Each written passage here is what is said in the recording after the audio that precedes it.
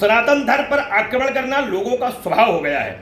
इटावा की एक घटना है जहां एक वक्ता ने हनुमान जी को कुत्ता तक कहा है, महिलाओं का हाथ पकड़ता है, उपद्रव करता है और उसके साथ उसके कथाव्यास के पीठ की मर्यादाओं की जब आलोचना होती है, कुछ लोग उसका विरोध करते हैं तो उनको ढोल दी जाती है, मजीरा दिया जाता है, समर्थन किया जाता है। मैं सभी लोगों से एक बात कहना चाहता हूं कि व्यास पीठ की एक मर्यादा है, उस पर विद्वान व्यक्ति ही बैठ सकता है, वह सर्वमान्य पीठ है, उस पर ब्राह्मण का ही अधिकार है, जात विशेष का विषय नहीं है।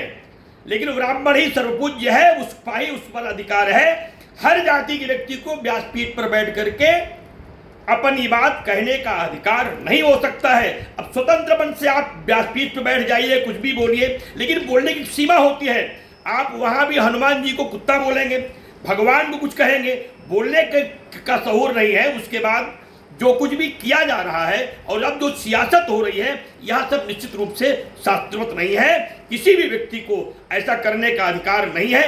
यह राजनीति करने का एक जो विषय पैदा होता है, हम इसकी निंदा करते हैं संत समाज की ओर से, और मैं पूरे समाज की ओर से एक बात कहना चाहता हूं, संत समाज किसी ऐसे एक भी वक्ता का समर्थन नहीं करेगा जो भगवान का अपमान करेगा, सनातन का अपमान करेगा, संस्कृति का अपमान करेगा।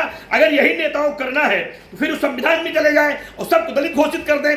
आरक्षण लेना होगा तो आप बैकवर्ड बनोगे, आरक्षण लेना होगा तो आप दलित बनोगे, और जब आपको लाभ लेना होगा आप ब्राह्मण बनकर के व्यासपीठ पर बैठ भगवान को गाली दोगे। ये सारी चीजें कतई स्वीकार नहीं है। हम इसकी निंदा करते हैं, घोर निंदा करते हैं। ऐसी घटनाएं समाज के लिए बहुत ही लज्जास्पद है, इसको बंद होना चाहिए।